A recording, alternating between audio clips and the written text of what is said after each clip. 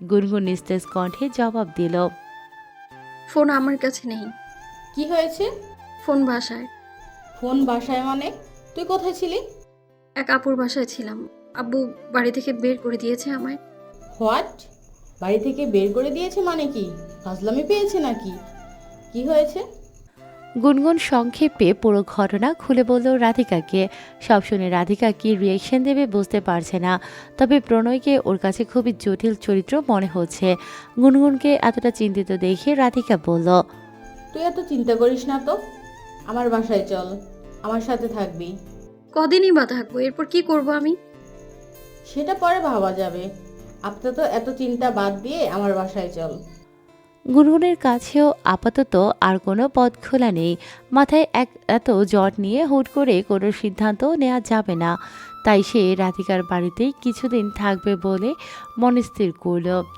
Canteen থেকে দুজনে মিলে হালকা কিছু খেয়ে ভার্সিটি থেকে বের হলো। ওসমান গনি অনেকক্ষণ ধরে অপেক্ষা করছিলেন। গুনগুনকে আসতে দেখে এগিয়ে এসে ডাকলেন। গুনগুন। গুনগুন পাশে তাকিয়ে অবাক হলো, কিছু বলল না। তিনি নিজেই বললেন, বাড়িতে চল। গুনগুন তাচ্ছিল্য করে বলল, কেন? তুমি তো আমাকে বাড়ি থেকে বের করে দিয়েছো। মাথা ঠিক ছিল না তখন। রাগ করিস না। সরি মা, বাড়িতে চল এখন। ওসমান গনির এরকম সহজ সরল ও বিনয়ী আচরণ দেখে গুনগুন ও রাধিকা দুজনেই বেশ অবাক হচ্ছে। শেষ কবে তিনি গুনগুনকে মা বলে ডেকেছিলেন গুনগুনের মনে নেই। অন্তত সৎ মা আসার পর তো কখনোই নয়। আজ হঠাৎ তাহলে এই মানুষটার কি হলো? গুনগুনকে নীরব থাকতে দেখে ওসমান গনি আরও বিনয়ী কণ্ঠে বলেন, আর ঝামেলা বাড়াস না মা, বয়স হয়েছে। কি বলি কি করে নিজেও জানি না। আর কখনো এমন কিছু হবে না। রাগ করে না থেকে বাসে চল। রাধিকাও তখন গুনগুনকে বলল, থাক, আর রাগ করে থাকিস না তাহলে। আঙ্কেল তো নিজের ভুল বুঝতে পেরেছে।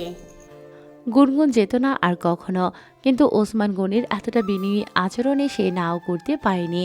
রাধিকার থেকে বিদায় নিয়ে সে বাবার সাথে বাড়িতে গেল। ওদের রিক্সা যাওয়ার পর প্রণয়ও বাইক স্টার্ট দিল। ওর সাথে মাসুদ আছে। এতক্ষণ দুজনেই দূরে দাঁড়িয়েছিল গুনগুনের আড়ালে। মাসুদ কিছুটা বিরক্ত হয়ে প্রণয়কে বলল, ভাই তুই কি সত্যি সত্যি প্রেমে পড়ছস কত? প্রণয় সময় না নিয়েই বলল, না। তাইলে এই মাইয়ার জন্য তুই এত কিছু করতেছস কেন? ওর জন্য তুই ওর বাপের অফিসে গিয়া নিয়ে আসলি। আমি তো কিছু বুঝতেছি না। গুনগুনের প্রতি আমার কোনো অনুভূতি নেই। এসব বালছালের কথা বলিস না আমাকে। তুই ভালো করেই জানিস যে আমি ব্রোকেন ফ্যামিলির ছেলে। বাপ মায়ের আদর ঠিক মতো পাইনি, পরিবার ছাড়া থাকি। আমি জানি এই দুঃখ কতটা অসহনীয়। তাই আমি চাই না আমার কারণে অন্য কেউ পরিবার ছাড়া হোক। তাই এসব করছি, আর কিছু না। মাসুদ কিছুটা নরম হলো। যতটুকু রাগ প্রণয়ের উপর ছিল তা মিটে গেছে। দুদিন হয়েছে গুনগুন বাড়ির বাইরে যায় না। প্রয়োজন নেই বলেই যায় না। দুদিন পর সেমিস্টার ফাইনাল পরীক্ষা, তাই এখন আর ক্লাস নেই। বাড়িতে বসে পরীক্ষার প্রস্তুতি নিচ্ছিল। শিহাব এসে বায়না ধরল। আপু চলো না ছাদে যাই। গুনগুন পড়ছিল, ভ্রু বাঁকিয়ে বলল, কি ছাদে? না, এখন অনেক বাতাস, ঠান্ডা লেগে যাবে। কিচ্ছু হবে না, সুইটার পরে নাও। না শিহাব। প্লিজ প্লিজ প্লিজ, তুমি না গেলে আম্মু আমাকেও যেতে দিবে না। এই সময় ছাদে গিয়ে কি করবি তুই? কিছু করব না, হাঁটবো একটু, চলো। আদরের ভাইয়ের আবদার উপেক্ষা করতে পারল না গুনগুন, তাই গায়ে একটা পাতলা শাল জড়িয়ে শিহাবকে নিয়ে ছাদে গেল। ছাদের গেট খোলা। শেলী চৌধুরী, শিশির এবং আরেকটি ছেলে বসা। শেলী চৌধুরী গুনগুনকে দেখে হাসি দিয়ে বললেন, আরে গুনগুন, কেমন আছো? গুনগুনও মৃদু হেসে এগিয়ে গেল, বলল, আলহামদুলিল্লাহ আন্টি, আপনি? আলহামদুলিল্লাহ, আল্লাহ ভালো রেখেছে, বসো। শিহাবকে নিয়ে গুনগুন বসলো এক সাইডে। শেলী চৌধুরী ছেলেটাকে দেখিয়ে বললেন, ও আমার বড় ছেলে সমুদ্র। গুনগুন ও শিহাব একসাথে সালাম দিল। আসসালামু আলাইকুম ভাইয়া। সমুদ্র সালামের জবাব দিল। শেলী চৌধুরী সমুদ্রকে বললেন, ও হচ্ছে গুনগুন, এটা ওর ছোট ভাই শিহাব। 3 তলায় নতুন উঠেছে। আগামী মাস থেকে গুনগুন শিশিরকে প্রাইভেট পড়াবে। সমুদ্র মুস্কি হেসে বলল। গুনগুন ইতিউতি করছিল ওঠার জন্য, কিন্তু কি বলে উঠবে বুঝতে পারছে না। হঠাৎ সে খেয়াল করলো শিশির ও শিহাব চোখে চোখে কথা বলছে, মুসকি মুসকি হাসছে দুজনে। গুনগুনের কেমন যেন একটু খটকা লাগছে, সুবিধা লাগছে না বিষয়টা। বাই এনি চান্স কি শিহাব শিশিরের জন্যই ছাদে আসার বায়না করছিল? গুনগুন বিষয়টা আন্দাজ করেই মনে মনে বলল, ও গড। এই আজও কি চা খাবে না? বললেন শেলী চৌধুরী। গুনগুন হেসে বলল। না আন্টি। শেলী চৌধুরী হাসতে হাসতে ছেলেকে বললেন। জানিস গুনগুন চা খায় না, ওর নাকি চা খেলে রাতে ঘুম হয় না। সমুদ্র হাসলো। গুনগুনকে পড়াশোনার ব্যাপারে কিছু প্রশ্ন করলো। কিছু সময় পর গুনগুন তাড়া দিয়ে বলল। আমরা তাহলে এখন উঠি, পড়া আছে আমার। শেলী চৌধুরী বললেন। ঠিক আছে, বাড়িতে এসো। আচ্ছা। এরপর গুনগুন শিহাবের হাত ধরে হ্যাঁচকা টানে বসা থেকে উঠালো। ফিরে যাওয়ার পথে কুলসুমের শাড়িটা দেখে মনে পড়ল সেই যে ধুয়ে ছাদে দিয়ে গিয়েছিল। এরপর আর নিতেও মনে নেই, ফিরিয়ে দিতেও মনে নেই। সে শাড়িটা নিয়ে ছাদে শিহাবকে নিয়ে ভাঁজ করে বলল। চল বাইরে যাব। শিহাব মন খারাপ করে বলল। কোথায় যাবে? দরকার আছে, চল। আর একটু সাথে থাকা যায় না? গুনগুন শিহাবের কান ধরে বলল। খুব ইচড়ে পাকা হয়ে যাচ্ছিস কিন্তু। এখন তোর প্রেমে পড়ার বয়স না। বাচ্চা একটা ছেলে, মা জানতে পারলে মেরে একদম তক্তা বানিয়ে ফেলবে। শিহাব ভয়ে জুবুথুবু হয়ে গুনগুনের হাত ধরে বলল। আপু, আম্মুকে কিছু বলো না প্লিজ। বলবো না যদি এখন বাদ দিস। আম, আর যদি আমার চোখে পড়ে তাহলে আব্বু আম্মু দুজনকেই বলে দেব। ঠিক আছে, আমি বড় হলে কি শিশিরের সাথে আমার বিয়ে দিবা? আগে বড় হও, তারপর ভেবে দেখবো। গুনগুন কুলসুমের বাড়িতে গেল শাড়ি নিয়ে, সাথে শিহাব আছে। কলিং বেল বাজানোর পর কুলসুম দরজা খুলে দিল। গুনগুনকে দেখে একই সাথে সে অবাক এবং খুশি হয়েছে। উল্লাসিত কণ্ঠে বলল। গুনগুন, কেমন আছো তুমি? ভালো আছি আপু, আপনি? আমিও ভালো আছি, ভেতরে আসো। গুনগুন ভেতরে গিয়ে দেখে প্রণয় ও মাসুদ ডাইনিং রুমে বসে বিরিয়ানি খাচ্ছে। কুলসুম শিহাবকে দেখিয়ে বলল। এটা কে? আমার ভাই। আচ্ছা আপু, আজ তাহলে আসি। আপনার শাড়িটা দিতে এসেছিলাম। আরে বসো, বিরিয়ানি খাও আগে। তোমার ফোন নাম্বার তো নেই, না হলে কল দিতাম আগেই। আজ নাম্বারটা দিয়ে যেও তো। এখন আর কিছু খাবো না আপু, পেট ভরা আছে। শিহাব ফট করে বলল। আমি খাবো আপু। গুনগুন চোখ পাকিয়ে তাকালো। শিহাব ভয়ে কাচুমাচু হয়ে বলল। ভাত খাবো না। কুলসুম অবশ্য না খাইয়ে ছাড়ার মেয়ে নয়। বাধ্য হয়ে গুনগুনকে খেতে বসতে হলো। কিন্তু প্রণয়ের সাথে কোনো কথা বলছে না সে, যেন কেউই কাউকে চেনে না। মাসুদ বলল। জাজের রানী কেমন আছো? গুনগুন গম্ভীর কণ্ঠে বলল। আমার নাম গুনগুন। তোমার নাম রাখা উচিত ছিল জাজ জাজ। বাজে কথা বলবেন না, থাপ্পড় দেবো একদম। এই তুমি মারামারি ছাড়া আর কিছু পারো না? প্রণয় মাসুদকে ধমক দিয়ে বলল। আজাইরা কথা না বলে চুপচাপ খা। কেউ আর কোনো কথা বলল না। কুলসুম খাবার নিয়ে এসেছে। খাওয়ার সময়ে কুলসুমের জন্যই টুকটাক কথা হলো সবার। এরপর প্রণয় আর মাসুদ আগে বের হলো। গুনগুনও কুলসুমের থেকে বিদায় নিয়ে বের হয়েছে।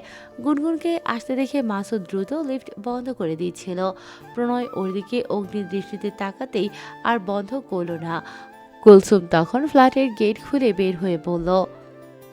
এই মাসুদ, বিরিয়ানি তো নিয়ে গেলি না? মাসুদ তড়িঘড়ি করে লিফট থেকে নামার সময় শিহাবের সঙ্গে ধাক্কা লাগে। ধাক্কাকে শিহাব ও মাসুদের সঙ্গে লিফটের বাইরে চলে যায়। বাটন প্রেস করার আগে লিফট বন্ধ হয়ে যায় তখন এবং নিচে নামতে শুরু করে। গুনগুন রাগে দাঁত কিরমির করছিল। প্রণয় ভাবলেশীরভাবে লিফটের গায়ে হেলান দিয়ে দাঁড়িয়ে আছে, বলল। যেভাবে দাঁত কিরমির করো সারাক্ষণ, ক্ষয় হয়ে যাবে তো। এত প্যানিক করছো কেন? নিজে অপেক্ষা করবে, মাসুদ নিয়ে আসবে তোমার ভাইকে। গুনগুন এসব কথার ধারে কাছেও না গিয়ে বলল। Thank you. প্রণয় থতমত খেয়ে জিজ্ঞেস করল। কি বললে? লিফট গ্রাউন্ড ফ্লোরে চলে এসেছে। গুনগুন লিফট থেকে নেমে বলল। সেদিন আমার হেল্প করার জন্য থ্যাংক ইউ। থ্যাংক ইউ লাগবে না, শুধু বেয়াদবি কইরো না, তাহলেই হবে। গুনগুন পুনরায় তেলে বেগুনে জ্বলে উঠে বলল। আমি বেয়াদবি করি? করো না? না। আচ্ছা। মাসুদও ততক্ষণে শিহাবকে নিয়ে নিচে চলে এসেছে। গুনগুন শিহাবের হাত ধরে বলল। আমার সাথে এরকম ভাব ধরে কথা বলবে না, একদম বিরক্ত লাগে আমার। এরপর প্রণয়কে পাশ কাটিয়ে চলে যাওয়ার সময় প্রণয়ের ঘড়ির সাথে গুনগুনের চুল আটকে যায়। চুল টান লাগায় বাধ্য হয়ে গুনগুন দাঁড়িয়ে পড়ে। প্রণয় হক চকিয়ে বলে। আমি কিন্তু কিছু করিনি। মাসুদ উৎসাহের সঙ্গে বলল। আরে লাইগা গেছে, প্রেমের প্রথম ধাপ। এরপর গানের সুরে বলতে লাগলো। বিধাতার যে হাতের লেখা, কার সাথে কার হবে যে দেখা। গুনগুনের জন্য বিয়ের প্রস্তাব এসেছে। গুনগুন এটা জানতে পারল পরীক্ষার দিন সকালে। রেডি হয়ে বের হওয়ার সময় সুমনা বেগম পিছু থেকে জিজ্ঞেস করলেন। পরীক্ষা শেষ কখন? গুনগুন জবাব দিল। 12টায়। আচ্ছা, এটা ওই ছেলের ফোন নাম্বার। দুপুরে দেখা করে আসিস আসার সময়। গুনগুন বিভ্রান্ত হয়ে জিজ্ঞেস করল। কোন ছেলে? তোর বাবা বলেনি তোকে কিছু রাতে? না, কি বলবে? তোর বিয়ের জন্য ছেলে দেখছে। আমার বিয়ের জন্য ছেলে দেখছে মানে কি? আমি জানি না, আশ্চর্য। সুমনা বেগম ধমকের সুরে বললেন। আমার সাথে চেঁচাবি না, তোর বাপকে গিয়ে বল। ঠিক আছে, আব্বুর সাথেই কথা বলে নেব আমি। গুনগুন ছেলের ফোন নাম্বার না নিয়ে পরীক্ষা দিতে চলে গেল। একের পর এক যে কিসের নতুন মুসিবত এসে জুটে যাচ্ছে গুনগুন বুঝতে পারছে না। ভার্সিটিতে যাওয়ার সময় আপনা আপনি গুনগুনের দৃষ্টি গেল চায়ের টং দোকানে। প্রণয় নেই সেখানে। হঠাৎ করে প্রণয় পাশের গলি থেকে সামনে এসে দাঁড়িয়ে জিজ্ঞেস করল। কাকে খুঁজছো? গুনগুন চোখ মুখ কুঁচকে বলল। কাউকে না। ভার্সিটিতে যাচ্ছ? না, নাচতে যাচ্ছি। আচ্ছা, ভালো করে নিয়েছো। বিরক্তিকর। গুনগুনকে রাগিয়ে দিয়ে প্রণয় দারুণ আনন্দে আছে। তবে গুনগুন তখনও বিয়ের বিষয়টা নিয়ে চিন্তিত ছিল। পরীক্ষা দিয়ে বাসায় আসার পর ওসমান গনি কল দিয়ে ভীষণ রাগারাগি করলেন। ওই ছেলে রেস্টুরেন্টে গিয়ে ঘুরে এসেছে। সুমনা বেগমও কথা শোনাতে ছাড়লেন না। গুনগুন নীরব রইল। এখন কথা বলাই মুশকিল। তবে খুব বেশিক্ষণ তার নীরবতায় কাটল না। সন্ধ্যায় ওসমান গনি অফিস থেকে ফিরে আরেক দফা রাগারাগি শুরু করে দিলেন। গুনগুন শুধু একটা কথাই বলল। আমি বিয়ে করব না। ওসমান গনি বললেন। কেন করবে না? ইচ্ছে নেই এখন, তাই। সুমনা বেগম তেতে উঠে বললেন। না না, তা তো কেন ইচ্ছে করবে? ইচ্ছে তো করে শুধু আমাদের হাড় হাড্ডি জ্বালিয়ে খেতে। আর কত থাকবি ঘাড়ের ওপর বোঝা হয়ে? আমি কারো ঘাড়ে বোঝা হয়ে নেই। নিজের খরচ আমি নিজেই চালাই। আশ্রয় বলতে তোমরা শুধু আমার মাথার উপর আমাকে একটু ছাদ দিয়েছো। এটাও যদি খুব বেশি হয়ে যায় তাহলে আমি চলে যাই বাড়ি থেকে। তাও তুই বিয়ে করবে না? জিজ্ঞেস করলেন ওসমান গনি। গুনগুন নিজের সিদ্ধান্তে অটল থেকে বলল। না। ওসমান গনি বসা থেকে উঠে দাঁড়ালেন। নিজের রুমে যাওয়ার আগে বললেন। তবে একটা কথা শুনে রাখ, যার আশায় বসে আছিস, নিজের সময়টা নষ্ট করেছিস, সেও তোকে বিয়ে করবে না। গুনগুন দাঁতে দাঁত চেপে চুপ করে রইল। রুমে যাওয়ার পর গিয়ে দেখে আননোন নাম্বার থেকে দুবার কল এসেছে। গুনগুন কল ব্যাক করলো, কিন্তু ওপাশের ব্যক্তি কল রিসিভ না করে কেটে দিল। তারপর আবার নিজেই কল দিয়ে বলল। গুনগুন? গুনগুন দোনামোনা করে বলল। ইয়েস, কে? আমি প্রণয়।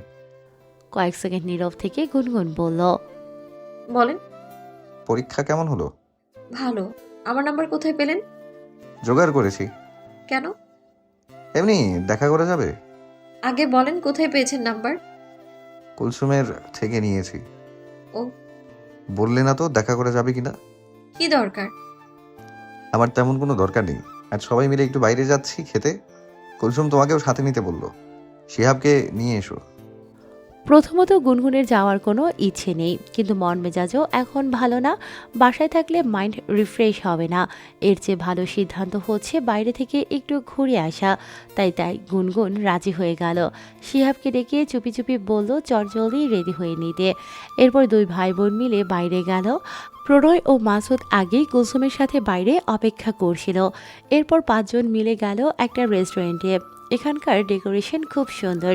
শিহাব ছবি তোলার বায়না করছে। গুনগুন কয়েকটা ছবি তুলেও দিয়েছে, কিন্তু ও আরও ছবি তুলবে। গুনগুন তখন ধমক দিয়ে বলল। চুপ করে বস এখানে। শিহাবের মনটা খারাপ হয়ে গেল। প্রণয় এটা লক্ষ্য করে মাসুদকে বলল। যা শিহাবকে ছবি তুলে দে। মাসুদ বিরক্ত হয়ে ভ্রু কুঁচকাল, বিড়বিড় করে বলল।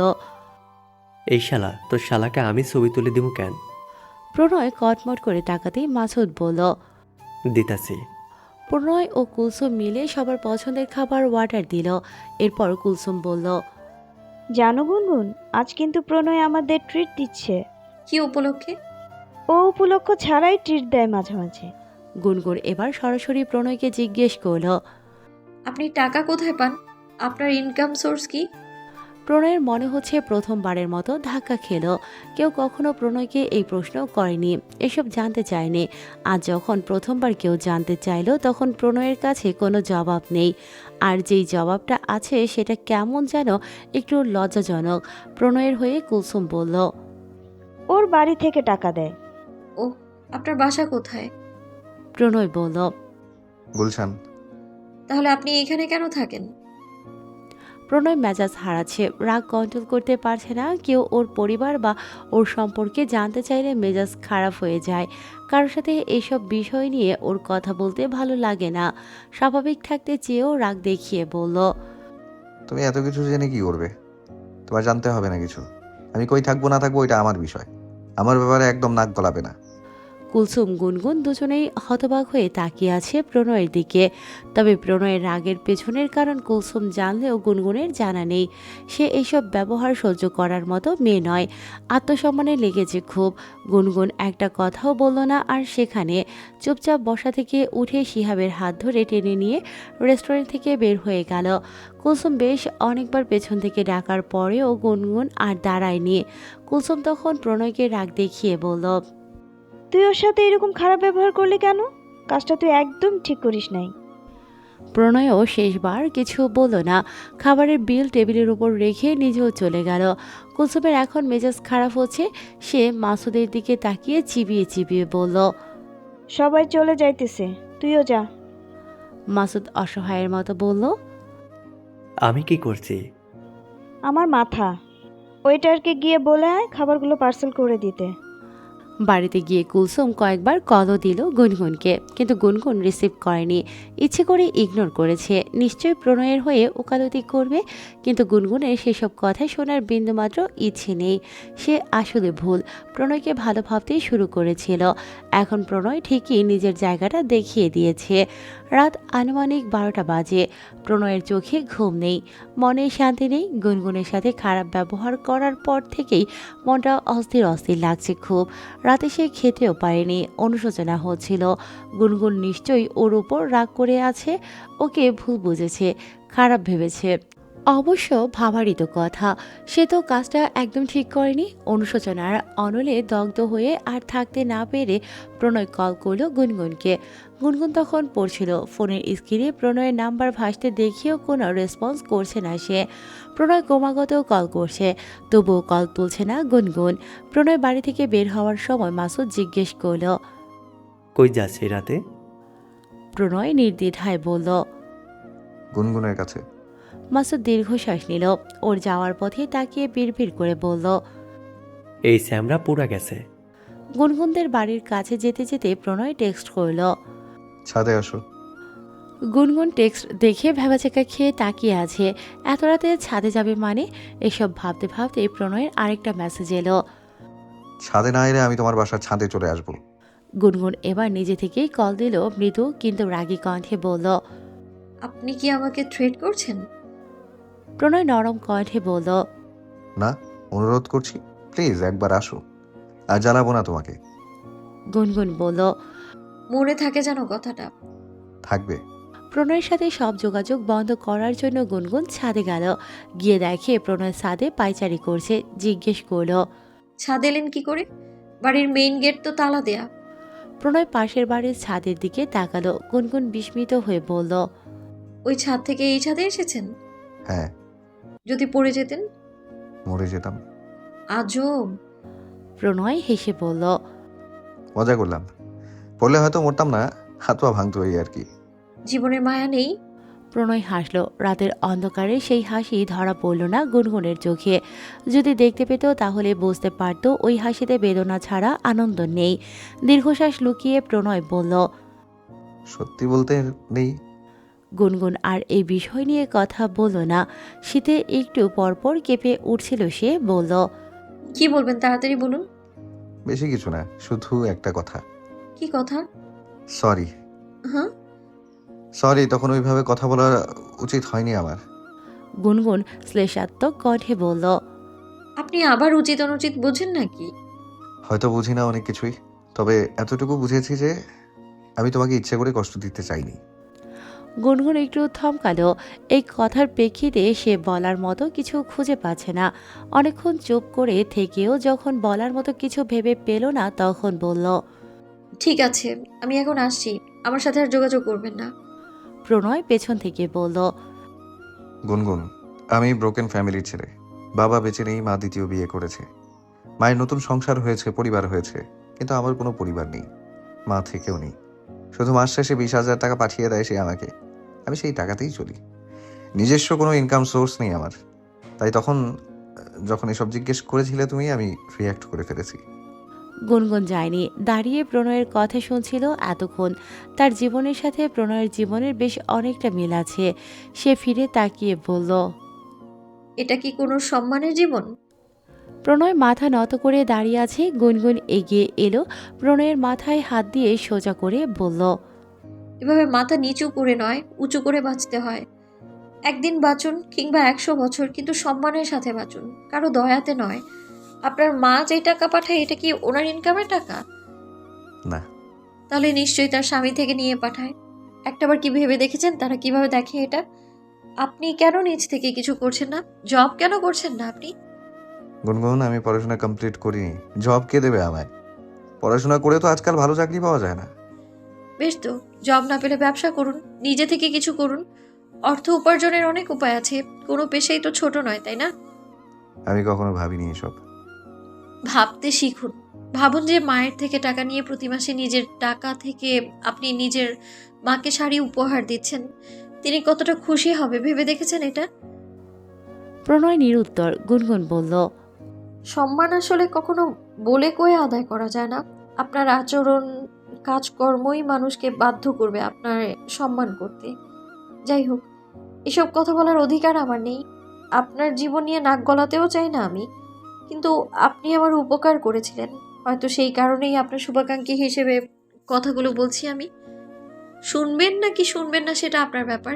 এনিওয়ে, রাত অনেক হয়েছে, আমি যাই এখন। কেউ জানলে সর্বনাশ হয়ে যাবে। গুনগুন, সত্যি কি আর যোগাযোগ রাখবে না আমার সাথে? কথা বলবে না?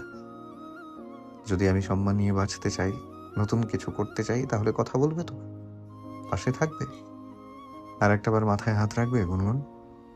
অনেকদিন কেউ এভাবে মাথায় হাত রাখেনি। প্রণয় গালে হাত দিয়ে বসে আছে। সাথে আছে কুলসুম, কুলসুমের স্বামী বিপ্লব এবং মাসুদ। কুলসুমের বাড়ির ছাদে বসেছে সবাই।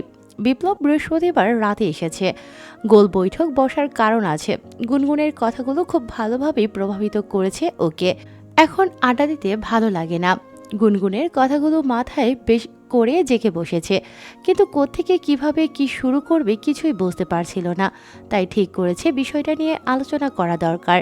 আলোচনার বিষয়বস্তু হচ্ছে প্রণয় ব্যবসা করবে, কিন্তু কি ব্যবসা করবে সেটাও বুঝতে পারছে না। সেই বিষয়ে বিশেষ আলোচনা চলছে এখন। শীতের উষ্ণ নরম রোদ গায়ে মাখিয়ে মাসুদ বলল। চল কাঁচা শাকসবজি বেশি, তুই ভ্যান চালাবি আর আমি ওই শাক লাগবে, ওই শাক, লাল শাক, লাউ শাক, কুমড়া শাক, পাট শাক নিয়ে যান। আইডিয়াটা কেমন? কুলসুম বলল। তোর মতোই বাজে। মাসুদ আহত হলো। এত সুন্দর আইডিয়াকে কেউ বাজে বলতে পারে? এগোতে লেগেছে খুব। ও নাক মুখ কুচকে বলল। কুলসুম কিছুটা ভাবুক চিত্তে বলল। মেকআপ অথবা স্কিন কেয়ারের প্রোডাক্টের বিজনেস করলে কেন হয়? প্রণয় নাকচ করে বলল। আরে না, আমার এসব ব্যাপারে কোনো আইডিয়া নেই। বিপ্লব বলল। তাহলে ড্রেসের? না ভাই, ড্রেস সম্পর্কে তো আমার আরো আইডিয়া নেই। কুলসুম দ্বিধান্বিত হয়ে বলল। তাহলে কি করবি? আর তো কিছু দেখি না। প্রণয় এবার একটু ভেবে বলল। ধুর, গুনগুনকে লাগবে, একটা ভালো আইডিয়া দিতে পারবে। মাসুদের মেজাজ এবার আরো বেশি বিগড়ে গেল। চোখ পাকিয়ে গাল ফুলিয়ে বলল।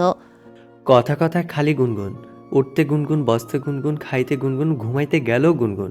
এই সত্যি করে বলতো, হাঁকতে গেলেও কি গুনগুন করস? শোন, বেশি গুনগুন করবি না, তোর টুনটুনি কেটে দেবো তাহলে। কুলসুম ঠাস করে এক থাপ্পড় বসালো মাসুদের গালে। মাসুদ গালে হাত দিয়ে জিজ্ঞেস করলো। তুই মারলি কেন আমারে? তোদের ভাইয়া সামনে বসে আছে দেখছস? দেখছি। তুই দেখোস না অয় কেমন গুনগুন করে? 2 দিন ধরে এই মাইয়া ওর জীবনে আইসা সব উল্টাপাল্টা করে দিতেছে। আগেই তো ভালো আছিলাম আমরা।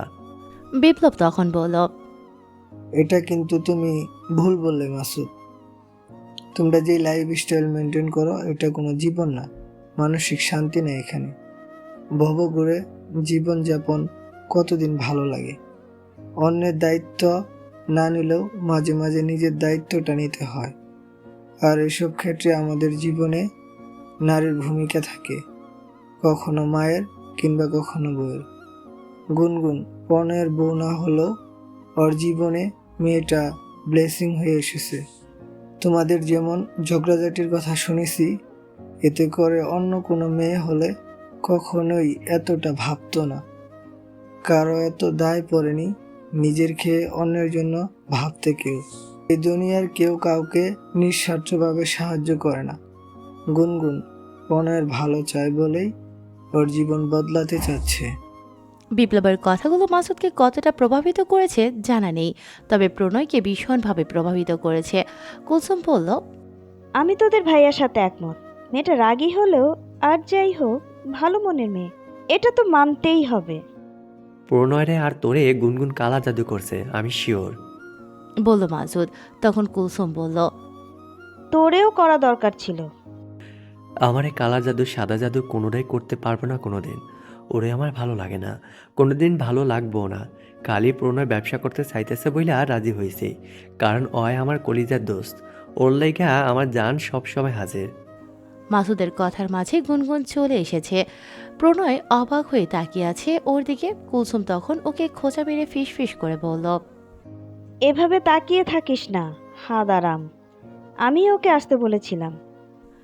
প্রণয় শুধরে গিয়ে সংযত ও স্বাভাবিক হয়ে বসল, যেন সে জানতই যে গুনগুন আজ আসবে। গুনগুন কাছে এসে সবার উদ্দেশ্যে বলল, কেমন আছেন সবাই? কুলসুম বলল, ভালো আছি, বসো। গুনগুন বসতে বসতে মাসুদ মুখটা গোমরা করে বলল, এতক্ষণ তো ভালোই ছিলাম, কিন্তু মনে হয় না এখন আর ভালো থাকবো। কখন আবার থাপ্পড় দিয়া বসো তার তো কোনো ঠিক নেই। তোমার তো আবার মুখের চেয়ে হাত বেশি চলে, তাও আবার রকেটের গতিতে। গুনগুন হেসে বলল, হাত চালানোর কাজ করলে তো হাত চলবই। তুমি কি জাদুবিদ্যা জানো? গুনগুন হক চুকিয়ে বলল। মানে? প্রণয় এবার মাসুদকে ধমক দিয়ে বলল, থামবি তুই? থামতাছে। ওরে কিছু কইলি তুই এমন চ্যাট করে ওঠোস কেন? তোর আজে বাজে কথা বন্ধ কর মাসুদ। কুলসুম গুনগুনকে বলল, এই পাগলের কথা বাদ দাও। তোমাকে ডেকেছি তোমার ভাইয়ের সাথে পরিচয় করিয়ে দেওয়ার জন্য। ও হচ্ছে বিপ্লব, আমার হাজবেন্ড। এরপর বিপ্লবের দিকে তাকিয়ে বলল, আর ও হলো গুনগুন, তোমাকে বলেছিলাম ওর কথা। গুনগুন সালাম দিল। আসসালামু আলাইকুম ভাইয়া। বিপ্লব সালামের জবাব নিয়ে বলল, ওয়ালাইকুম আসসালাম, ভালো আছেন? আলহামদুলিল্লাহ ভাইয়া, আপনি? আপনার বোনের সাথে থাকলে অলওয়েজ ভালো থাকি। গুনগুন হাসলো। মাসুদ পিন্স মেরে বলল, এই মাইয়ার থেকে একটু দূরেই থাকেন ভাই। কখন ধুমধাম মায়ের বসবো তখন আপনার ভালো থাকার দুনিয়া একদম কালো হইয়া যাইব। কুলসুম ধমক দিল। মাসুদ, গুনগুন ঠোঁট বাঁকিয়ে হেসে বলল, মনে হচ্ছে ওই দিনের থাপ্পড়ের ডোজটা কম হয়ে গিয়েছিল আপনার জন্য। মাসুদ এবার হন্তদন্ত হয়ে বলল, দেখছিস কি কইলো আমারে? এখন তো কিছু কবি না অরে। তুই ওর পেছনে আগে লাগিস, অযথাই ঝামেলা বাঁধাস কেন? বাহ, এখন তুইও ওর দলে। শালা আমি হইলাম আমের আটি। প্রণয় এতক্ষণে মুখ খুলল, নড়ে চড়ে বসে বলল, বোঝার জন্য থ্যাঙ্কস। এখন দয়া করে মুখটা বন্ধ করে বসে থাক। মাসুদ সত্যি সত্যি চুপ করে বসে রইল। এত অবহেলা অবমাননা তার সহ্য হচ্ছে না। একটা মেয়ের জন্য বন্ধু এভাবে পর হয়ে গেল। ঠিক আছে, না বললো কথা, কি আসে যায় তাতে। এই নাও কেক খাও, আমি বানিয়েছি। গুনগুনকে কেক এগিয়ে দিল কুলসুম। গুনগুন মৃদু হেসে বলল, আপনি তো রূপবতীর সাথে গুণবতীও আপু। কুলসুম লজ্জা পেল, প্রসঙ্গ বদলে বলল, গুনগুন শোনো না, একটা আইডিয়া লাগবে বুঝলে। কোন ব্যাপারে? ব্যবসার জন্য। ফোনে ভেবেছে ব্যবসা করবে। কি ব্যবসা করা যায় বলো তো? আমরা তো কোনো কিছুই ভেবে পাচ্ছি না। গুনগুন মুখের কেকটুকু শেষ করে বলল। ফুড কোর্ট দেওয়া যেতে পারে। এ কথা শুনে মাসুদ যেন আকাশ থেকে পড়ল, আর চুপ করে থাকতে না পেরে বলল, কি? Food court? মানে খাবারের দোকান দেবো আমরা? রাস্তায় দাঁড়িয়ে খাবার বিক্রি করব। আপনাকে বলিনি, প্রণয়ের জন্য বলেছি। মাসুদ এবার কিছুটা রাগী কণ্ঠে বলল। এই মেয়ে, প্রণয়ের জন্য বলছো মানে কি? প্রণয় আর আমি কি আলাদা নাকি? ও যা করবে আমিও তাই করব। তোমার উদ্দেশ্য আসলে ভালো না। তুমি আসছো আমাদের আলাদা করতে। আমার এত আজেরা সময় হয়নি যে এরকম উল্টাপাল্টা ইন্টেনশন ক্রিয়েট করব। তুমি কি কোনোভাবে আমাকে অপমান করার চেষ্টা করতেছো? না, একদম না। চেষ্টা করব কেন? আমি তো আপনাকে ডিরেক্ট অপমানই করলাম। প্রণয় শুনলি ও কি বলল? প্রণয় বিরক্ত হয়ে বলল। ভাই তুই একটু চুপ থাক না, একটা গুরুত্বপূর্ণ আলোচনা হচ্ছে এখানে। মাসুদ বসা থেকে উঠে গেল, বলল। এখন তো আমার কোনো গুরুত্বই নাই তোর কাছে। এরপর রাগ করে ছাদের অন্য মাথায় চলে গেল। পকেট থেকে সিগারেট বের করে সিগারেট খাচ্ছে। গুনগুন একবার ওর দিকে তাকিয়ে দৃষ্টি ফিরিয়ে নিল। বিপ্লব বলল। গুনগুনের আইডিয়া কিন্তু খারাপ না, খুব অল্প টাকা দিয়েই এই বিজনেস শুরু করা যাবে। কিন্তু আমি তো কোনো রান্না বান্নাই পারি না। আমি তো পারি, এমনিও আমার রান্না করতে খুব ভালো লাগে। তোকে আমি সব শিখিয়ে দেব। যতদিন না ভালো মতো রান্না শিখতে পারবি ততদিন আমি তোর ফুড কোর্টে শেফের দায়িত্ব পালন করব। যা। আর তোমার এই বিজনেস পার্টনারশিপে ইনভেস্ট আমি করব অ্যাজ এ বিগ ব্রাদার হিসেবে। লাভের কোনো পার্সেন্টেজ আপাতত লাগবে না। তোমার বিজনেস বড় হলে তখন চাইলেও দিতে পারো, নাও পারো। আমার কোনো জবরদস্তি নেই। প্রণয়ের বুকের ভেতরটা কেমন যেন হু হু করছে।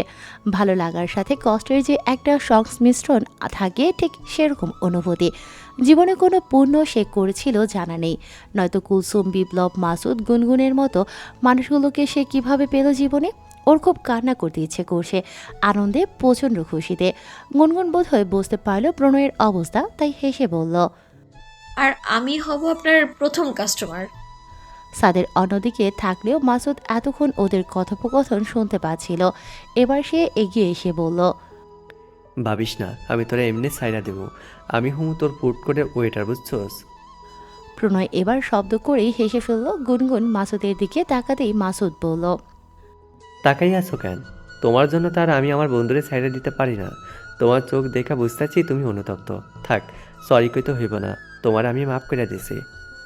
গুনগুন মাসুদের হাত থেকে সিগারেট নিয়ে ফেলে দিয়ে বলল। আমি কোনো ভুল করিনি, আর অনুতপ্তও নই। আপনার সিগারেটের গন্ধে বিরক্ত হচ্ছিলাম আমি। মাসুদ অস্থির হয়ে বলল। হায় হায়, কামটা করলো কি? প্রণয়, তুই কি এখনো ওরে কিছু কইবি না? প্রণয় নিশ্চুপ রইল। মাসুদ মেয়েকে কান্নার সুরে গান গাইতে লাগলো। যখন তোর কেউ ছিল না তখন ছিলাম আমি, এখন তোর গুনগুন আসছে, পর হয়েছি আমি। সবাই ওর নাটক দেখে হাসে। প্রণয় হেসে বলল। ড্রামা বাজ। মাত্র 3 দিনের মধ্যে সবাই মিলে সব ব্যবস্থা করে ফেলল। হয়তো আরও কিছুদিন সময় নিয়ে শুরু করা যেত, কিন্তু বিপ্লবের সময় কম, তাকে আবার সিলেট ফিরে যেতে হবে। প্রণয়ের জন্যই সে 2 দিন বাড়তি ছুটি নিয়েছিল, কারণ সে জানে প্রণয় এখনও দায়িত্ব নেয়াতে অজ্ঞ। সব কিছু হয়তো গুছিয়ে করতে পারবে না, তাই বড় ভাইয়ের দায়িত্ব নিয়ে সে নিজেই সব গুছিয়ে দিয়েছে সাথে থেকে। কুলসুমকে দেখে শুনে রাখে বলে বিপ্লব আলাদাভাবে কৃতজ্ঞ প্রণয়ের প্রতি। যদিও প্রণয়ের এরকম ছন্নছাড়া ভবঘুরে স্বভাব ও জীবন যাপন ওর পছন্দ ছিল না, কিন্তু প্রণয়ের চরিত্র ভালো, মন ভালো ও পরোপকারী বলে অজান্তেই প্রণয়কে সে নিজের ভাই ভাবতে শুরু করেছিল। কিন্তু এখন যখন জানতে পারল প্রণয় দায়িত্ব নিতে যাচ্ছে, নিজের জীবনটাকে বদলাতে যাচ্ছে, তখন সত্যিই সে মন থেকে ভীষণ খুশি হয়েছে। প্রণয়ের এই পরিবর্তনটা সত্যিই খুব প্রয়োজন ছিল। এজন্য সে মনে মনে গুনগুনের প্রতিও কৃতজ্ঞ। ভাগ্যিস মেয়েটা প্রণয়ের জীবনে এসেছিল, না হলে কি এই পরিবর্তিত প্রণয়কে ওরা কেউ কখনো দেখতে পেত? যেরকম কথা হয়েছিল সেরকমটাই করা হয়েছে সব। কুলসুম বাড়ি থেকে কিছু খাবার বানিয়ে এনেছে, আর কিছু খাবার এখানেই বানানো হচ্ছে। প্রণয়ের পাশে দাঁড়িয়ে ওকে রোল বানানো শেখাচ্ছে, এবং সত্যি সত্যি প্রণয়ের আজকের প্রথম কাস্টমার গুনগুন, সাথে শিহাবও আছে। কুলসুমের গাইডলাইন ফলো করে প্রণয় সাকসেসফুলি চিকেন রোল বানিয়ে ফেলেছে, এজন্য খুশিতে সে আত্মহারা। রোল বানানো শেষ হলে মাসুদ এসে বলল। দে রাক্ষসীটাকে দিয়ে আসি। প্রণয় চোখ গরম করে তাকালো। মাসুদ দাঁত বের করে হেসে বলল। না মানে আমাদের রাজধানীকে দিয়ে আসি। মাসুদ ওয়েটারের দায়িত্বই পালন করছে। খাবার নিয়ে গুনগুনকে দিয়ে বলল, নেন রানী, খেয়ে আমাকে উদ্ধার করেন, রিভিউ দিয়েন। পাশ থেকে বিপ্লব বলল, ভাই আমার অর্ডারটা নেবেন না? আমাকে গরম গরম 4টা চিকেন রোল দেন। মাসুদ ও বিপ্লবের সাথে হেসে বলল। অবশ্যই স্যার। এরপর আবার গুনগুনকে বলল, ম্যাম খাবার কেমন হয়েছে? ভালো, বাট তার চেয়েও ভালো লাগছে আপনার পজিশনটা। ওয়েটার পদে আপনাকে ভালো স্যুট করেছে। মাসুদ ভাব নিল, চুলে হাত দিয়ে চিরুনি করে বলল, তুমি কি ভাবছো তুমি আমার এমনি অপমান করবা আর আমি রাগ করে এই পথ ছেড়ে দেবো? আর এই সুযোগে তুমি প্রণয়ের কাছাকাছি আসবা, তোমার সেই স্বপ্নে বালি থাপ্পড়ের রানী। আমি প্রণয়ে ছাড়তাছি না।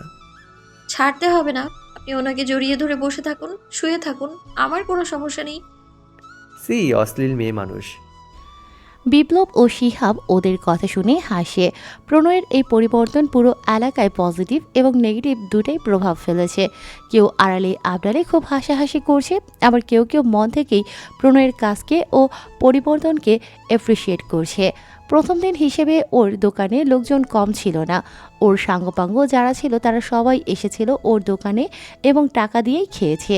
প্রণয় ওদের ফ্রিতে খাওয়াতে চাইলেও কেউ খায়নি ফ্রিতে। এই জিনিসটা গুনগুনের ভীষণ ভালো লেগেছে। মানুষ হিসেবে এসব ছেলেরা কেমন গুনগুন জানে না, জানার ইচ্ছেও নেই, কিন্তু ওরা যে প্রণয়ের প্রকৃত বন্ধু এতে কোনো সন্দেহ নেই। ওরা ছাড়াও এলাকার অনেক মানুষ এসেছিল। গুরুজনরা প্রণয়ের সরাসরি প্রশংসা এবং দোয়াও করেছে। গুনগুন দূর থেকে এইসব দেখে এবং মনে মনে ভীষণ খুশি হয়। এখন আর ভার্সিটি থেকে ফেরার সময় প্রণয়কে সিগারেট হাতে টং দোকানে আড্ডা দিতে দেখা যায় না। কাজে ব্যস্ত দেখা যায়। কখনো সরাসরি দু একটা কথা হয়, আবার কখনো কখনো চোখে চোখে কথা হয়, অথবা একে অপরের দিকে তাকিয়ে শুধু হাসি আদান প্রদান করে। তবে সব ভালো সময় আসলে বেশি দিন ভালো যায় না। প্রণয়ের ভালোটা অভিশাপ হয়ে এলো গুনগুনের জীবনে। ওসমান গনির কাছে এই বিষয়টা ভালো লাগেনি। এলাকায় বকাটে ছেলের সাথে মেয়ের আনাগোনা ওঠা বসা মোটেও তার জন্য সম্মানজনক নয়। সুমনা বেগম যতটা পেরেছেন আরও আগ বাড়িয়ে মশলা মাখিয়ে বলেছেন। এতদিন ওসমান গনি চুপ ছিলেন। গুনগুনকে তিনি কিছুই বলেননি, শুধু জানতে ও বুঝতে চেয়েছিলেন যে গুনগুন আসলে কি চায়। কিন্তু আজ অফিস থেকে ফেরার পথে যখন নিজ চোখে দেখলেন যে গুনগুন প্রণয় ও কুলসুমের সাথে দোকানে দাঁড়িয়ে হেসে হেসে কথা বলছিল, তখন তিনি সত্যিকার অর্থে প্রচণ্ড বিরক্ত হয়েছেন। রাতে খাওয়ার পর গুনগুনকে রুমে ডেকে পাঠালেন। তিনি জিজ্ঞেস করলেন, কি চাচ্ছিস তুই? গুনগুন প্রশ্নের মাথা মুন্ডু কিছুই বুঝতে পারছে না, তাই জিজ্ঞেস করল, কি চাচ্ছি মানে? আমার মন সম্মান ডুবাবি, এটাই তোর শেষ ইচ্ছে এখন? কি বলছে আমি কিছুই বুঝতেছি না। পাড়ার ওই বকাটে ছেলেদের দোকানে তোর কি এত কিসের হাসাহাসি? খাবার কিনতে গিয়েছিলাম। দোকানের অভাব পড়ে গেছিল আর খাবার কিনতে গিয়ে এরকম হাসি কি? কুসুম আপু আমার পরিচিত, তাই ওনার সাথে কথা বলছিলাম। গুনগুন, একটা কথা মাথায় রাখিস, যে জন্ম আমি তোরে দিছি তুই আমারে দিস নাই। আমারে এইসব উল্টাপাল্টা বুঝাইতে আসিস না, আমি সবে বুঝি।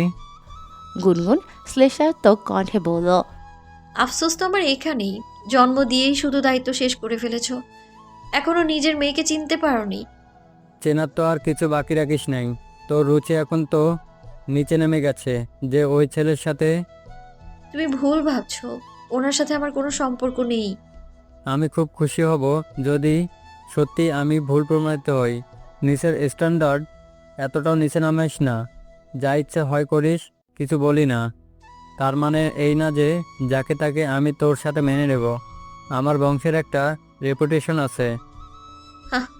এতটাই রেপুটেশন যে তোমার জন্য আমাকে কিছুই ফেস করতে হচ্ছে বারবার। গুনগুন, আমার সাথে রাগারাগি করতে হবে না, ওনার সাথে আমার কোনো সম্পর্ক নেই। এসব ভেবে নিজে প্রেশার বাড়িও না। আর যে তোমার কানে এসব বিষ দিচ্ছে তাকেও একটু তোমার হেলথের কথাটা ভাবতে বলো। সুমনা বেগম তেলে বেগুনে জ্বলে উঠে বললেন, তুই কারে মিন করে বললি এই কথা? আমি তোর বাপের কানে বিষ ঢালি? তোর কিচ্ছা কাহিনী পুরো এলাকা জানে। ও, কিন্তু দুর্ভাগ্যবশত আমি নিজেই নিজের কাহিনী জানি না। যাই হোক, গেলাম আমি। গুনগুন চলে যাওয়ার পর সুমনা বেগম দাঁত কিরমির করে বললেন, একটা অসভ্য বেয়াদব মেয়ে তোমার সামনে কিরকম চ্যাটাং চ্যাটাং কথা বলে গেল আমাকে। ডানা খুব বড় হয়েছে, উড়তেছে খুব। ওর ডানা ভাঙবা না তুমি? ওসমান গনি কোনো জবাব দিলেন না। গুনগুন বাবার রুম থেকে বেরিয়ে দোতলায় গেল শিশিরকে পড়ানোর জন্য। কলিং বেল বাজানোর পর সমুদ্র দরজা খুলে দিল। গুনগুনকে দেখে হেসে জিজ্ঞেস করলো। কেমন আছেন? গুনগুন মৃদু হেসে বলল। জি আলহামদুলিল্লাহ, আপনি? ভালো, ভিতরে আসুন। সমুদ্র দরজা খুলে দাঁড়ালো। গুনগুন সোজা শিশিরের রুমে চলে গেল। শিশির গুনগুনকে পেয়ে কথার ঝুড়ি নিয়ে বসেছে। সপ্তাহে ওকে 3 দিন পড়ায় গুনগুন। এই 3 দিনে পুরো সপ্তাহের গল্প জুড়ে দেয় শিশির। গুনগুনও ওকে গল্প করে করেই পড়ায়, যাতে করে পড়ার প্রতি বিরক্ত না আসে শিশিরের। আজ এসে প্রথমেই জানতে পারল সমুদ্র এত ঘন ঘন আসে না বাড়িতে। গতবার যাওয়ার পর আবার কিছুদিনের মধ্যেই এসেছে। আসার সময় শিশিরের জন্য বড় একটা পুতুল নিয়ে এসেছে। সেই পুতুল কোলে নিয়ে কিছুক্ষণ লাফালাফি করলো শিশির। গুনগুন কিছুই বলল না। ওর হাসি খুশি মনটা নষ্ট করতে চায়নি একদম। কিছুক্ষণ বাদে গুনগুন বলল। এবার পড়তে বসো, খুব একদম তোমার মতো। শিশির লজ্জায় মুখ ঢেকে বলল। শেলি চৌধুরী চা, মিষ্টি আর কিছু ফলমূল কেটে নিয়ে এসেছেন গুনগুনের জন্য। টেবিলের ওপর রেখে বললেন। গুনগুন, আজ রাতে আমাদের সাথে খেয়ে যাবে। বিরিয়ানি রান্না করেছি। আজ কিন্তু আর কোনো নিষেধ শুনবো না। শেলি চৌধুরী এমনভাবে বললেন যে গুনগুন আর মুখের ওপর না করতে পারল না। শিশিরকে পরিয়ে ডাইনিং রুমে খেতে গেল। সমুদ্র আছে ওদের সাথে। গিয়ে দেখলো শুধু বিরিয়ানি নয়, শেলি চৌধুরী গরুর মাংস, রোস্ট, ফিরনি ও রান্না করেছেন। তিনি সবার প্লেটে খাবার বেড়ে দিয়ে নিজেও খেতে বসলেন। বললেন। শিশিরটা একদম খাওয়া দাওয়া পছন্দ করে না। দেখো না কেমন তাল পাতার শেফাই হয়েছে, হালকা বাতাস এলেই উড়ে যাবে এমন অবস্থা। কিন্তু সমুদ্র একদম ওর বিপরীত, খেতে খুব পছন্দ করে। আগে যখন বাড়িতে থাকতো প্রতিদিন ওর জন্য এটা ওটা রান্না করাই লাগতো। এখন বাড়িতে থাকে না, রান্নাও করা হয় না, আসেও না তেমন যে রান্না করে একটু খাওয়াবো। সমুদ্র খেতে খেতে বলল। এই তো চলে এলাম আবার। হ্যাঁ এসেছিস তো নিজের কাজেই, না হলে কি আর আসতি? যে জন্য এসেছি না কেন এসেছি, এটাই তো কি বেশি না? হ্যাঁ খুব, একদম উদ্ধার করেছিস আমায়। তোমার শুধু অভিমান আর অভিমান। এই অভিমানটুকু বুঝলেও তো ভালো লাগতো। বাদ দে এখন এইসব, আরেকটা রোস্ট নেই। গুনগুন ও শিশির চুপচাপ শুনছে এবং খাচ্ছে। শেলি চৌধুরী এবার গুনগুনকে বললেন। প্রণয়ের পরিবর্তন দেখেছো গুনগুন? কিরকম ছিল আগে মনে আছে? আর এখন ওর মধ্যে আকাশ পাতাল তফাৎ। মাশাআল্লাহ, ছেলেটার পরিবর্তনে আমি খুব খুশি হয়েছি।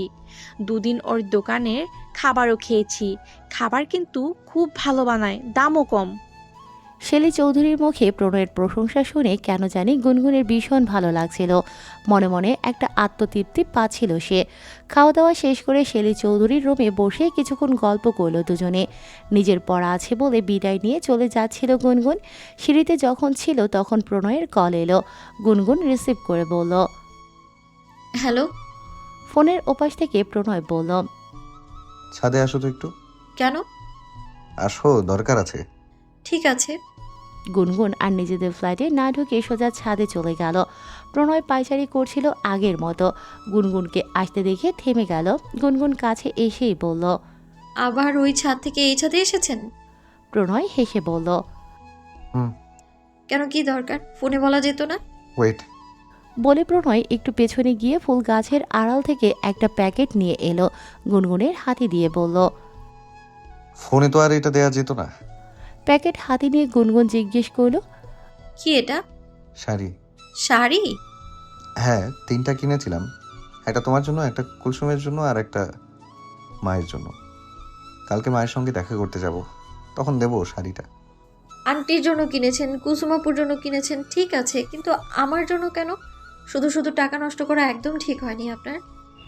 তোমার জন্য কিছু কেনা যদি টাকা নষ্ট করা হয়, তাহলে এরকম টাকা নষ্ট আমি 1000 বার করতে চাই। গুনগুন হেসে ফেলল। প্রণয়ও হাসলো, বলল। শাড়ি তোমার পছন্দ হবে কিনা জানি না, আনারই তো, বুঝি না এসব। পছন্দ না হলেও একবার অন্তত পড়ো, আমার ভালো লাগবে। আচ্ছা, স্টিল বলবো কোনো দরকার ছিল না আমার জন্য শাড়ি কেনা। টাকা সেভিংস করতে হবে তো। দরকার ছিল, শাড়িতে তোমাকে খুব সুন্দর লাগে। আর টাকার ব্যাপারে ভেবো না, এখন আর উল্টাপাল্টা খরচ আমি করি না, টাকা জমাচ্ছি। মাঝে মাঝে শখ করে শখের মানুষদের জন্য তো কিছু টাকা খরচ করাই যায়। আজকাল খুব গুছিয়ে কথাও বলতে শিখে গেছেন দেখছি। ওই যে সৎ সঙ্গে স্বর্গে বাস, তোমার সঙ্গে থেকেই শিখেছি। আচ্ছা শোনো, আর একটা কথা। কি? কাল থেকে আমি 2টো টিউশনই করাবো সকালে। আমি কিন্তু খুব ভালো স্টুডেন্ট। টিউশনই করাবো শুনে আবার হেসো না। আসবো কেন? আমার তো আরো ভালো লাগছে শুনে। ভাবলাম সকাল থেকে তো আর কোনো কাজকর্ম করি না, তাই সময়টাকে একটু কাজে লাগাই। কুলসুমকে বলার পর ও 2টো টিউশনই ঠিক করে দিল। গুনগুন হাসে, কিছুটা শব্দ করেই হেসেছে বলে প্রণয় শুনতে পেল, জিজ্ঞেস করল, হাসছো যে? ভাবছি কি? প্রথম প্রথম আপনাকে দেখলে বিরক্ত হতাম, আর এখন যত দেখি ততই মুগ্ধ হই। আপনি আমাকে বারংবার বাধ্য করছেন মুগ্ধ হতে। গুনগুন, হ্যাঁ? আমার এই আমের পেছনের পুরো ক্রেডিটটাই তুমি। আগে কারো একটা নেগেটিভ কথা আমার সহ্য হতো না, আর এখন কত মানুষ বুলি করে, মজা নেয়, আমার না একটু রাগ হয় না। তখন তোমার কথা মনে পড়ে যায়। তুমি বলেছিলে কোনো পেশাই ছোট না। এখনো এটাই বলবো, এই যে আপনি রাগ না করে এখন ধৈর্য ধরেন, এটাই আপনার জীবনে সফলতা নিয়ে আসবে। দেখবেন আপনি জীবনে অনেক বড় হবেন, আমার মন বলছে। আমি যদি নাও থাকি তখন, আমাদের যোগাযোগ যদি নাও থাকে, তারপরেও আপনার সেদিন আমার বলা কথাগুলো মনে পড়বে। মিলিয়ে নিয়েন। তুমি কেন থাকবে না? কেউ কি চিরকাল থাকে, নাকি কোনো সম্পর্ক থাকে চিরকাল? জানি না, তবে তুমি থাকবে, তোমাকে থাকতে হবে।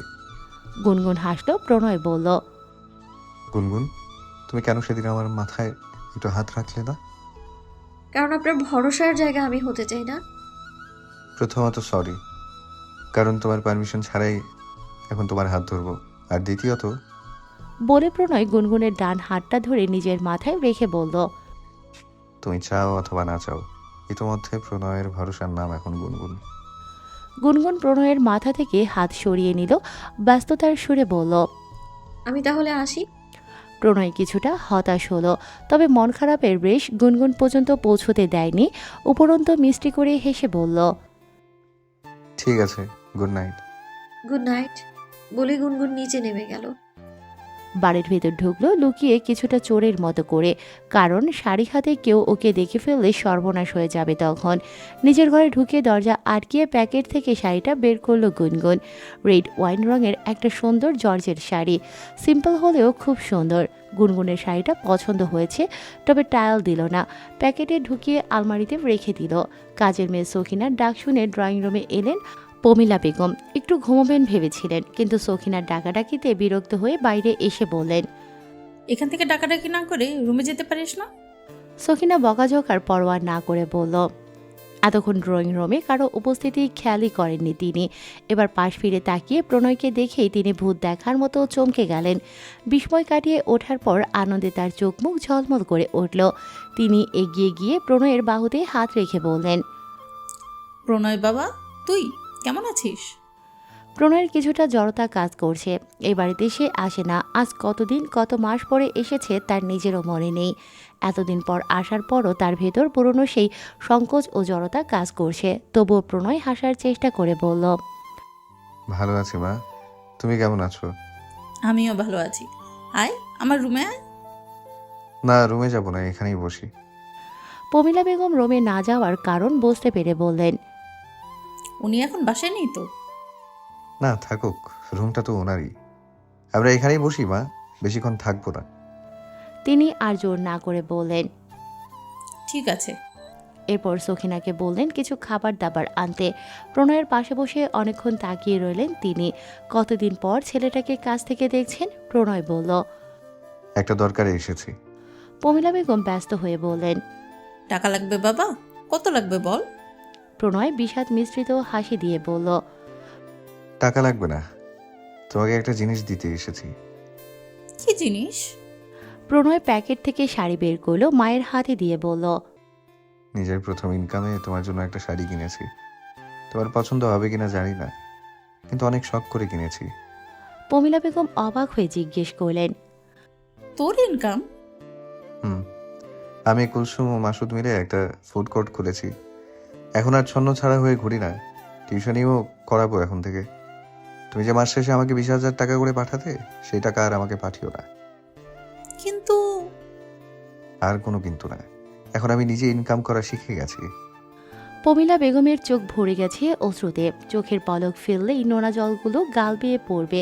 তিনি কথা বলতে গিয়েও লক্ষ্য করলেন কণ্ঠস্বর কাঁপছে। প্রণয় মায়ের হাত ধরে বলল, খবরদার, কাঁদবে না। পমিলা বেগম হু হু করে কান্না শুরু করে দিলেন। বাচ্চাদের মতো কাঁদছেন তিনি। কাঁদতে কাঁদতেই প্রণয়ের মাথায় গালে হাত বুলিয়ে বললেন, তুই এত পাল্টে গেলি কিভাবে রে বাবা? প্রণয়ের মাথায় তখন একটাই নাম এলো, গুনগুন। সাথে ফুটে উঠল ঠোঁটে এক চিলতে হাসি। হেসে বলল, গুনগুনের জন্য। গুনগুন? কে গুনগুন? বিস্মিত কণ্ঠে জানতে চাইলেন তিনি। আমার পরিবর্তনের কারণ এই মেয়েটাই। আমার বৌমা? প্রণয় এবার শব্দ করে হেসে ফেলল, বলল, না মা, বলতে পারো আমার শুভাকাঙ্ক্ষী। শত্রু থেকে কিভাবে যেন এত কাছের হয়ে গেল। ওর কথা শুনলে আমার কাছে নেশার মতো লাগে। ওর জন্য আমার মাঝে একটা পরিবর্তন এসেছে যে ও যদি বলে গরু আকাশে ওড়ে, আমি হয়তো তাই বিশ্বাস করে নেব। পমিলা বেগম চোখের পানি মুছে বললেন, এতটা বেকুলি মেয়ের জন্য আবার বলছিস আমার বৌমা না তোর শুভাকাঙ্ক্ষী? হিসাব তো ঠিক মিলছে না। সত্যি মা, তুমি যেমন ভাবছো তেমন কিছুই না। ও হলো আকাশের চাঁদ। ওর সাথে কি আমার যায়? ও কখনোই আমায় ভালোবাসবে না। এটা তো ওর কথা জানলাম, আমি তো জানতে চাচ্ছি তোর কথা। তুই ভালোবাসিস না? না, আর হয়তো ভালোবাসা উচিতও না। এভাবে কেন বলছিস? আমার ছেলে কোনো অংশ কম নাকি? গুনগুন যদি চাঁদ হয় তাহলে আমার ছেলে সূর্য। প্রণয় হেসে বলল, না মা, সূর্য হলে গুনগুনি সূর্য।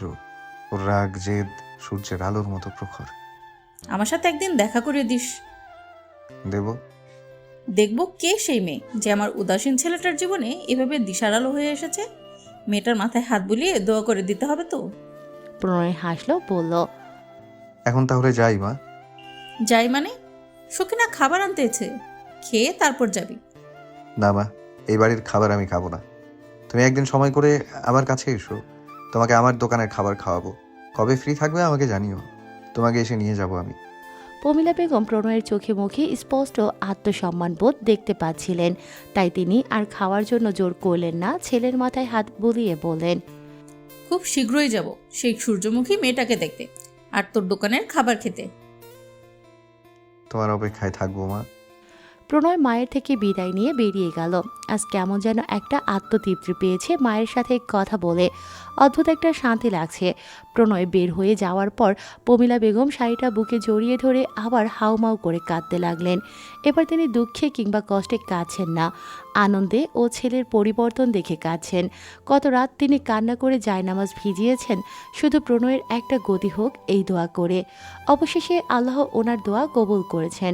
তিনি মনে মনে আল্লাহর প্রতি কৃতজ্ঞতা প্রকাশ করতে লাগলেন। সকাল 10টা বাজে। ক্লাস নেই বিধায় কম্বলের ভেতর গুটিসুটি মেরে ঘুমোচ্ছে গুনগুন। সেই সময়ে ফোনের বিদঘুটে রিংটোন বেজে উঠল। ঘুমের সময় সুরেলা শব্দ শুনলেও বিরক্ত, ঘুটঘুটে ও বিষের মতো লাগে। গুনগুনেরও এখন এরকমই লাগছে। সে অর্ধখোলা দৃষ্টিতে ফোনের স্ক্রিনের দিকে তাকাতেই বুকটা ধক করে উঠল। ঘুম ছুটে গেল নিমিষেই। শোয়া থেকে উঠে বসল। কতদিন, কত সপ্তাহ, কত মাস পর এই কাঙ্ক্ষিত নাম্বারটি থেকে কল এলো। কাপা কাপা হাতে কল রিসিভ করে হ্যালো বলল গুনগুন। ফোনের ওপাশ থেকে ভরাট হাসি খুশি পুরুষালী কণ্ঠস্বর ভেসে এলো। কেমন আছেন ম্যাম? আমায় কি চিনতে পেরেছেন? গুনগুন কণ্ঠস্বর গম্ভীর করে বলল, নাটক করো না মাহবুব, তোমার নাম্বার আমার ফোনে সেভ করা আছে। ও গড, নাম্বার তাহলে ডিলিট করনি? করা উচিত ছিল।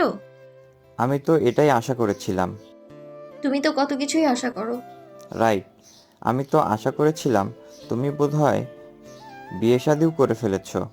মাহবুব, ইস, এভাবে নাম ধরে ডাকো না তো, পাগল হয়ে যাই আমি। তাই এই কয়েক মাসে কোথায় ছিল তোমার পাগলামো? তুমি তো সবই জানো। যাই হোক, নতুন বয়ফ্রেন্ড কি বানিয়েছো? মাহবুব, তোমার কি মনে হয় এইসব আজাইরা কাজ করে বেড়াই আমি? আমার আর কোনো কাজ নেই? মাহবুব হাসতে হাসতে বলল, কাজ আছে নাকি? কি কাজ করো তুমি? মেজাজ খারাপ করো না তো। আচ্ছা ঠিক আছে, রাগ করো না। আমি এখন সিরিয়াস। বলো কেমন আছো? যেমন রেখে গেছো। কেমন রেখে গেছি? উতলা উদাসীন?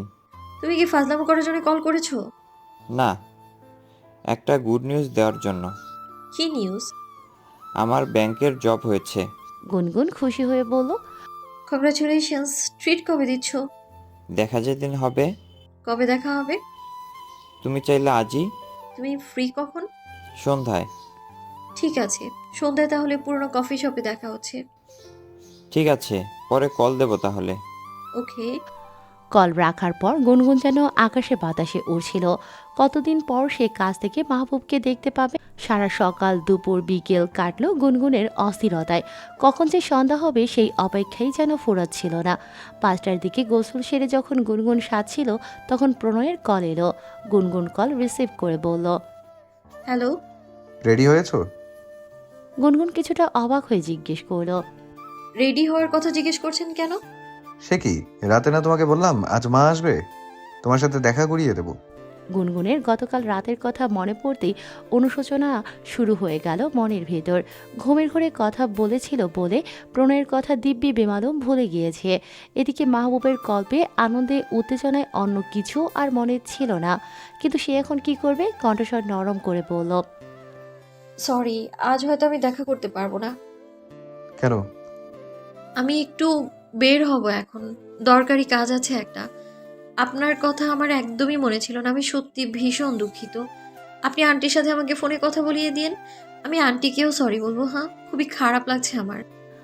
প্রণয়ের মন খারাপ হচ্ছিল ঠিক, কিন্তু গুনগুনকে এতবার সরি বলতে দেখে এখন ওর আরও বেশি খারাপ লাগছে। প্রণয় বলল। তুমি এতবার সরি বলো না তো। আজ না হোক অন্য এক সময় আম্মুর সাথে তোমার দেখা করিয়ে দেবো, কিন্তু একটা রিকোয়েস্ট করবো, রাখবে? কি? আমার দেয়া শাড়িটা পরবে আজ। যেখানেই যাও শুধু রেডি হয়ে একটা ছবি তুলে পাঠাবে, অন্য একদিন পরি শাড়িটা। প্লিজ।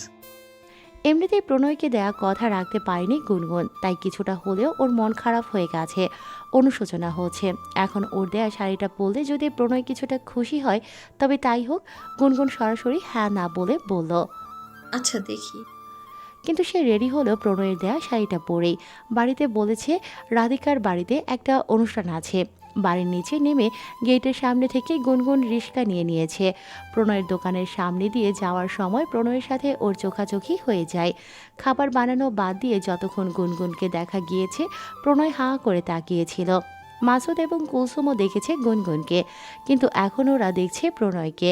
কুলসুম ঠোঁট টিপে হাসলেও মাসুদ মুখের উপর বলে বসল। শালা এরকম হাওয়াইতে মতো চাইয়া না তাই কাম কর, অয় গেছে কা আর নাই অহন। প্রণয় লজ্জা পেয়ে আর কিছু বলতে পারল না। মাথা নত করে হাস শেষে গুনগুন কফি শপের সামনে গিয়ে ভাড়া মিটিয়ে রিক্সা থেকে নামলো। বুক ঢিপ ঢিপ করছে, হৃদস্পন্দন বাড়ছে দ্রুত। সে একটু একটু করে দোতলায় উঠছিল। সিঁড়ি দিয়ে ওঠার সময় মনে হচ্ছিল পড়ে যাবে। মাহবুবকে দেখার অধীর আগ্রহ, উত্তেজনায় সব কিছু এলোমেলো লাগছিল। গুনগুনের ফোনে মেসেজের টোন বেজে উঠে তখন। ফোনটা হাতেই ছিল তখন। স্ক্রিনে ভেসে উঠেছে প্রণয়ের নাম।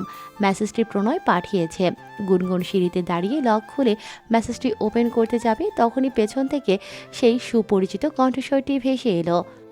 সুইটহার্ট। গুনগুন চমকে পেছনে তাকালো। মাহবুবকে দেখে হার্টবিট মিস করলো। পুরনো কত শত স্মৃতি মুহূর্তে ভেসে উঠল চোখের পাতায়। সেই সাথে অদ্ভুত হারে বাড়ছে বুকের চিনচিন ব্যথা। মাহবুবের হাসি হাসি মুখটা বুকের ভেতর অস্থির কম্পনটা আরও বাড়িয়ে তুলছে। মাহবুবের আগমন প্রণয়ের অস্তিত্ব ভুলিয়ে দিয়েছে। প্রণয়ের মেসেজটি আর পড়া হলো না, যেখানে আবেগ মিশিয়ে লেখা ছিল। তোমাকে লাল শাড়িতে একদম লাল টুকটুকে একটা মিষ্টি বইয়ের মতো লাগছিল, মাশাআল্লাহ। গুনগুন ও মাহবুব মুখোমুখি বসে আছে। গুনগুন নীরব, ওর মুখে কোনো কথা নেই, শুধু নিষ্পলকভাবে তাকিয়ে আছে মাহবুবের দিকে। তবে মাহবুবকে বেশ হাসি খুশি দেখা যাচ্ছে। সে ঠোঁটে হাসি ঝুলিয়ে রেখেই বলল। কি খাবে বলো? গুনগুন ম্রিয়মান কণ্ঠে বলল। কফি। শুধু কফি? হ্যাঁ। ঠিক আছে। মাহবুব ওয়েটারকে ডেকে 2টো কফি অর্ডার দিল। এরপর গুনগুনের দিকে ফিরে বলল। গুনগুন মৃদু হেসে বলল, থ্যাংক ইউ। গুনগুনের সব কিছু এলোমেলো লাগছে। একটুখানি জড়তাও হয়তো কাজ করছে। অথচ একটা সময় এই মানুষটাই ছিল গুনগুনের সবচেয়ে কাছের মানুষ, যাকে সে মন খুলে সব বলতে পারত। কিছু বলার আগে এত আগে পিছে কিছুই ভাবতে হতো না। শুধু মাঝখানে কিছুদিনের যোগাযোগহীনতা যে একটা মানুষকে এতটা দূরে নিয়ে যেতে পারে গুনগুনের তা জানা ছিল না। নীরবতা কাটিয়ে মাহবুব বলল। বিয়ে করনি কেন এখনো? গুনগুন বলল। উত্তরটা কি তোমার জানা নেই? মাহবুব অবাক হয়ে বলল, তুমি কি এখনো আমার অপেক্ষায় আছো? থাকতে না করছো? গুনগুন, আমি তো তোমাকে আগেই বলেছি আমার জন্য অপেক্ষা করো না। ভালো ছেলে পেলে বিয়ে করে ফেলো। আমি খুবই আনসার্টেন ছিলাম তোমার জীবনে। আমি চাইনি আমার জন্য অপেক্ষা করে তুমি তোমার জীবনটা নষ্ট করো। গুনগুনের কি হলো কে জানে, এত শক্ত মনের মেয়েটাও যেন হঠাৎ করে ভেঙে পড়ল। আচমকা সে মাহবুবের হাত ধরে বলল,